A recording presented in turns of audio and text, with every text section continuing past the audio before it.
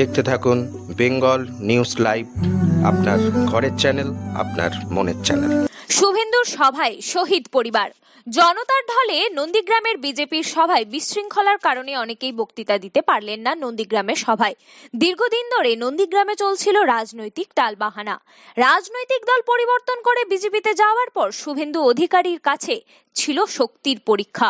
সভা শুরু হবার কিছুক্ষণের মধ্যেই সভাস্থলে উপস্থিত হন শুভেন্দু অধিকারী ও মুকুল রায়, কৈলাস বিজয় বর্গীয়। বক্তব্য দেওয়ার সময় বিশৃঙ্খলা ছড়ায় সভাস্থলে। বিশৃঙ্খলার জেরে অনেকেই বক্তৃতা দেননি। Bureau report, Bengal news live, Nandigram. Dilip दा को गुंडा बोलता है। दिलीप दा गुंडे हैं? दिलीप दा गुंडे हैं क्या? बताइए जरा, दिलीप दा गुंडे हैं क्या? इसका जवाब हमें मतदान वाले दिन देना है, बताना है कि गुंडा कौन है, माफिया कौन है। माता की, भारत माता की।